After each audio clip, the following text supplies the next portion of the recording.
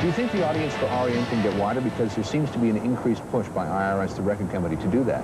I'd like to think that there's really no limit to our audience, but I think that it's kind of a matter of people accepting us as we are, because we're not really willing to change to fit radio format or whatever. So, but I think that, you know, the way the times are in music right now, things are kind of shifting that way anyway. The fact that you can hear, or the fact that a band like Husker Du can get signed to a major label, or that you can hear REM on the radio at all, is kind of indicative of that.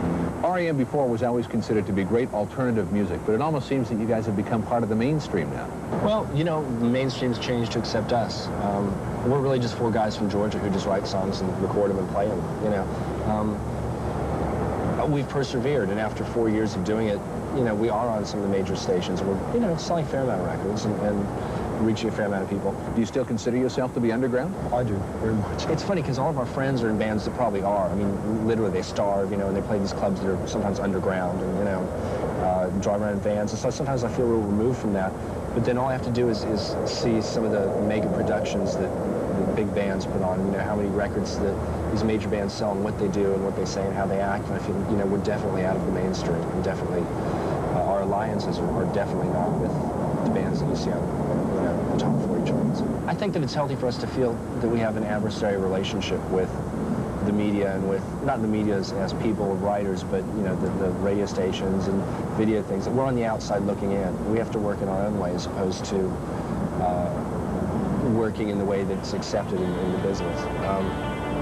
You know, I mean, if we sell 1 million records, I'll still feel kind of on the outside. When REM first started, you were pretty much defining yourselves around negatives. We're not this, we're not that. It's almost like a line out of an old Star Trek episode. If you can't find out where it is, find out where it isn't. Now, do you have any sort of positive definition of what you're all about? The culmination of what you just said. we're still kind of defining ourselves in what we aren't, I guess. Listen, the world is, I mean, it's full of choices and things to do and ways to look and ways to sound. And there's a limited amount of things that we don't want to do. I want to do blues stuff. I want to be a great band. I want to be on the Johnny Carson show. We don't want to do Pepsi commercials. No, I was offered a Pepsi commercial, and that's one of the things I decided not to do. I'm not a Pepsi commercial actor. You know, what we want to do is just do what we want to do, and really, the choices are just so wide that it's hard to narrow them down. You know, there's a few things that we don't want to be. You know, I don't want to be a Republican. And I don't want to go into Clark. I don't want to. Well, I don't know. Being a woman might be fun. But I mean, we have a series of goals and a sense of what we do. But still, we make most decisions by, sure, why not? I mean, we went on Solid Gold. It was funny. I mean, that we didn't have any great dislike for it. We said, sure, why not? You know, it's an interesting show. Made me laugh.